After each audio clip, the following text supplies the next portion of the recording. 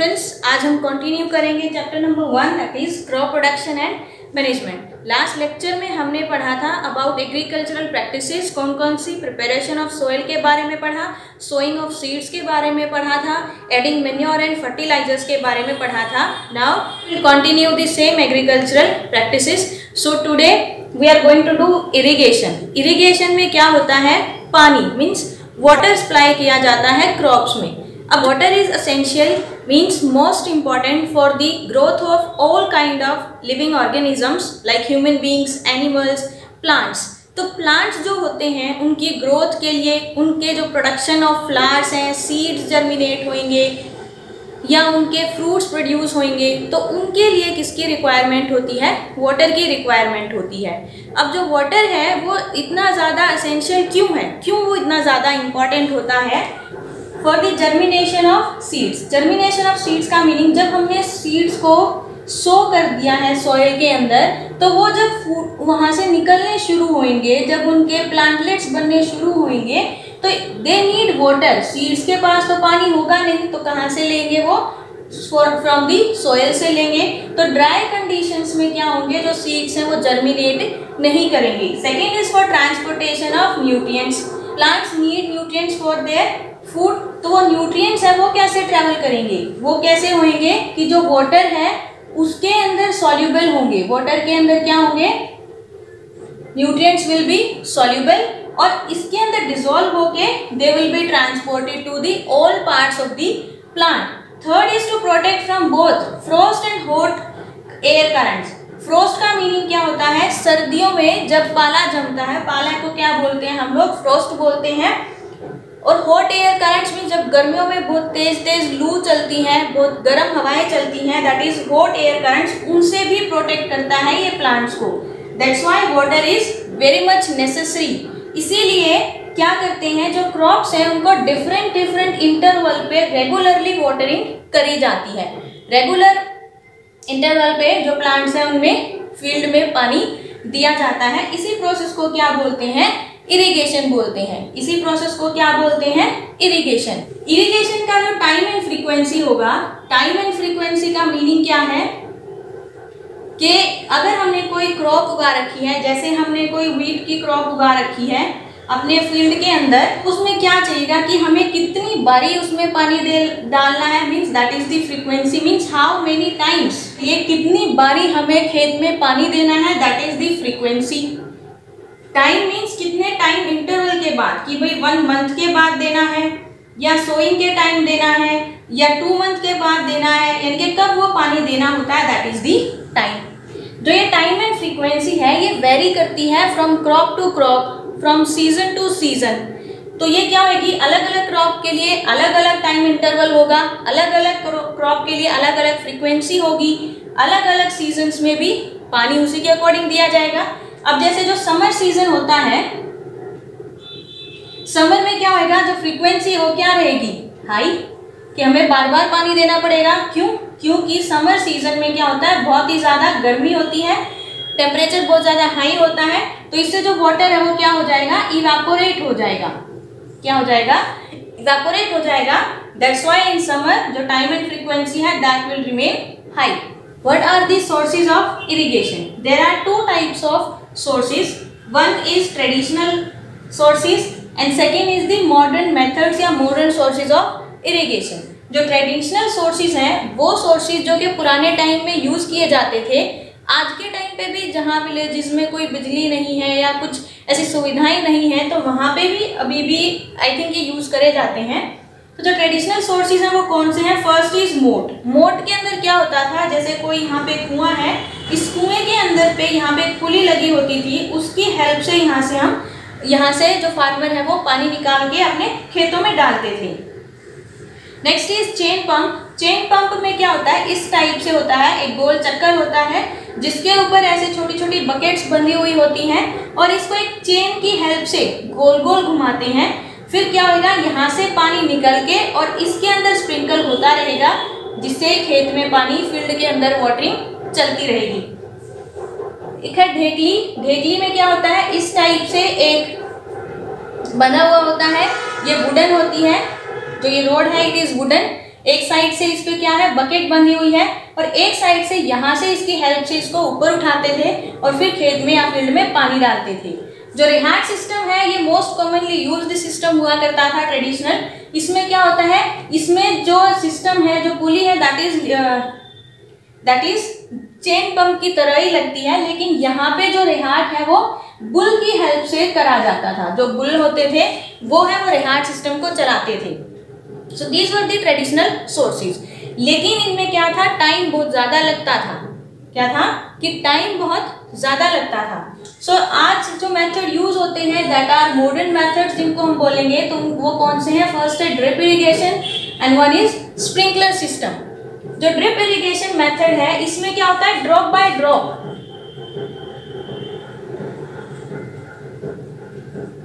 क्या करते हैं, ड्रॉप बाय ड्रॉप है वो वाटरिंग करी जाती है। जैसे हम घर पे गमला लगाते हैं तो गमले के अंदर बाल्टी से या फिर डिब्बे से जो पानी देते हैं वो कहाँ जाता है, डायरेक्ट उनकी रूट्स में ही वो जाता है, उसी को हम ड्रिप इरिगेशन बोलते हैं। तो जो ड्रिप इरिगेशन है ये क्या करेगा कि ड्रॉप बाय ड्रॉप वाटर को कहाँ पहुंचाएगा, रूट्स ऑफ द प्लांट्स में पहुंचाएगा। इससे क्या होता है कि वाटर है वो वेस्ट नहीं होता है। सेकेंड, ये कहाँ पे यूज होता है, फ्लावरिंग प्लांट्स में या किसी गार्डन में, या जो हमारे गमले होते हैं उनमें पानी देने के लिए this method is applied. Next is sprinkler system. Sprinkler system किसके लिए बेस्ट होता है, फॉर सैंडी सोइल। ये किसके लिए बेस्ट होता है, सैंडी सोइल के लिए बेस्ट होता है। और सेकंड किसके लिए होता है, अनइवन लैंड।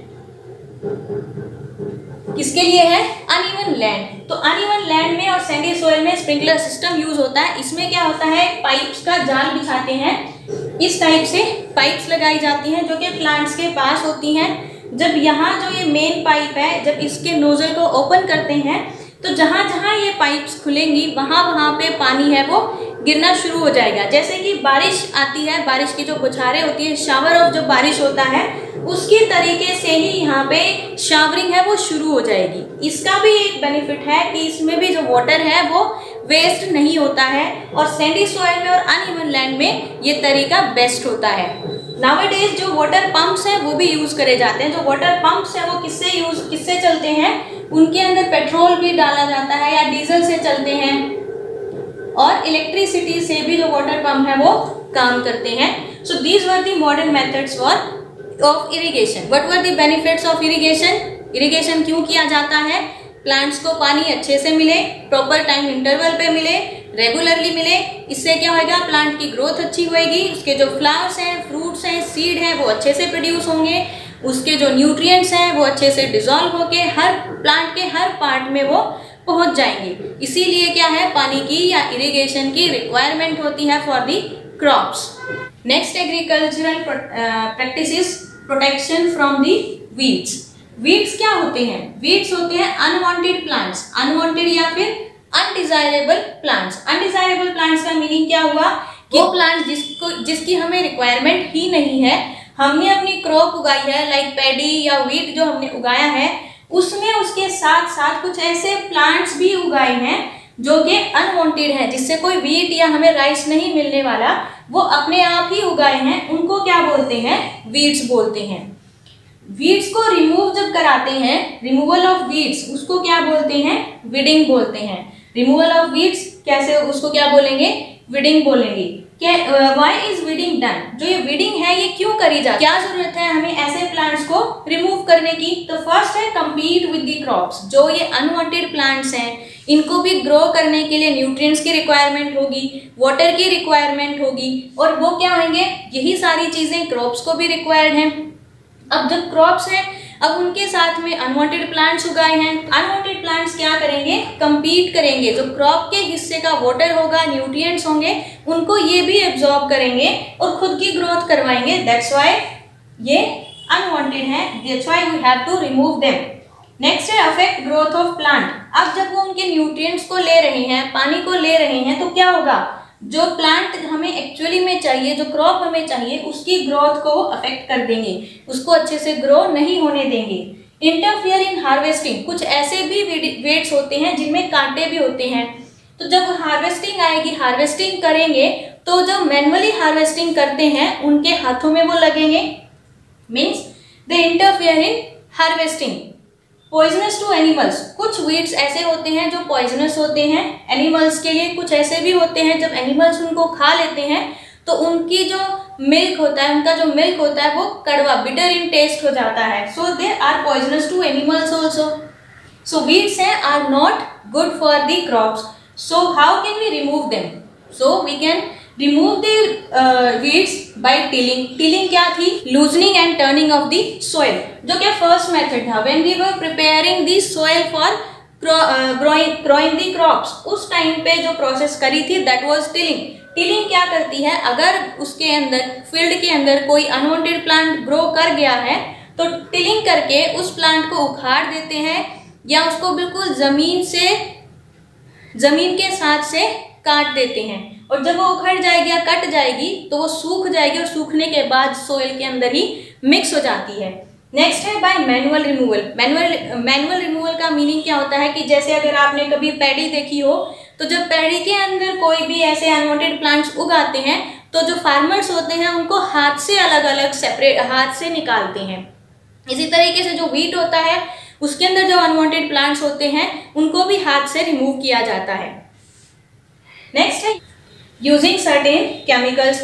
आजकल जो है केमिकल्स भी आ गए हैं, दवाइयां आ गई हैं, उनको हम क्या बोलते हैं? वीडिसाइड्स। ये केमिकल्स होते हैं, स्प्रे करा जाता है इनको। जब ये स्प्रे किया जाता है पर्टिकुलर प्लेस पे तो ये क्रॉप्स को नुकसान नहीं पहुंचाते, लेकिन जो वीड्स हैं उनको ये खत्म कर देते हैं। सेकेंड थिंग, जो ये स्प्रे होते हैं are they harmful for the farmers? क्या ये फार्मर्स के लिए हार्मफुल होते हैं? हाँ, ये हार्मफुल होते हैं। कैसे? अगर वो इनको जैसे ही वो स्प्रे करते हैं तो अगर उनकी नाक में चला जाए या टच में आ जाते हैं तो क्या होता है, इससे उनकी हेल्थ पे बहुत ही बुरा असर पड़ता है, बहुत ही ज़्यादा अफेक्ट करते हैं ये फार्मर्स की हेल्थ को। तो इसीलिए फार्मर्स को वीडिसाइड स्प्रे करते टाइम पे अपने नोज पे या अपने मुंह को अच्छे से कवर करना चाहिए, ग्लव्स पहनने चाहिए at the time of spraying these chemicals. Next is harvesting. Harvesting का मीनिंग क्या होता है? हमने इरिगेट भी कर दिया है अब अपनी क्रॉप्स को। अब जो क्रॉप्स है वो अच्छे से पक चुकी हैं। पकने का मीनिंग क्या होता है? दे आर मेच्योर नाउ, वो मेच्योर इनफ हो चुकी हैं उनको काटने के लिए। तो कटिंग ऑफ क्रॉप्स उसको हम बोलते हैं हार्वेस्टिंग। कब कट करेंगे? After maturation. तो cutting of crops after maturation is known as harvesting. Harvesting है वो कैसे करी जाती है? तरीके होते हैं, मैनुअली भी कट कर सकते हैं यूजिंग सिकल। सिकल क्या होती है? जैसे सिकल को क्या बोलते हैं? दराती। और यूजिंग मशीन्स, हार्वेस्टर, जो मशीन्स आती हैं वो भी व्हीट है या पैडी उनको काट देती हैं। सो दो तरीके से हार्वेस्टिंग है वो करी जाती है। अब हार्वेस्टिंग का मीनिंग क्या है कि क्रॉप्स है आफ्टर मैच्योरेशन उनको जमीन के साथ साथ से कट कर दिया जाता है, लेकिन ग्रेन सेपरेट नहीं हुए हैं। तो ग्रेन्स को सेपरेट करने के लिए एक और प्रोसेस होती है that is threshing. So threshing का मीनिंग क्या होता है? Separation of grain seeds from chaff. Chaff से अब ग्रेन सीड्स को अलग करना है। तो इसको हम किसकी हेल्प से करते हैं? थ्रेशर की हेल्प से करते हैं। आजकल जो नई मशीनें आ गई हैं दैट इज कंबाइन। जो नई मशीन है वो कंबाइन है।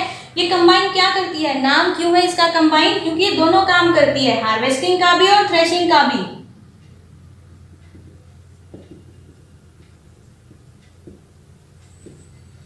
ये क्या करती है? दोनों का काम करती है, हार्वेस्टिंग प्लस थ्रेशिंग, इसीलिए इसको क्या बोलते हैं? कंबाइन। नेक्स्ट इज, अगर छोटे किसान है मीन्स जिनके पास में थोड़ी जमीन है तो वो किसकी हेल्प से करेंगे? विनोइंग। विनोइंग में क्या करते हैं? विनो का मतलब होता है हवा की हेल्प से वो क्या करेंगे? ग्रेन्स को अलग करेंगे चाफ से, that is winnowing. After harvesting जो क्रॉप्स हैं उनके कुछ लिटिल बिट, जैसे ये हमारा फील्ड था, इस फील्ड में ये हमारी क्रॉप थी, तो इस क्रॉप को यहाँ से कट कर लिया जाता है। अब यहाँ से कट करने के बाद जो ये हिस्सा बचता है इसको क्या बोलते हैं? स्टब। क्या बोलते हैं इसको? स्टब बोलते हैं। कुछ जो फार्मर्स होते हैं वो क्या करते हैं? इसी स्टब को जला देते हैं खेत के अंदर, जो कि अच्छा नहीं होता। क्यों नहीं होता? एक तो इससे पोल्यूशन क्रिएट होता है, एयर पोल्यूट होती है। दूसरा क्या है कि अगर किसी दूसरे फार्मर की फसल बची हुई है खेत में, उसने अभी तक हार्वेस्टिंग या थ्रेशिंग नहीं करी है तो उसकी फसल को वो जला सकती है। दैट्स व्हाई ये इट इज नॉट बेनिफिशियल।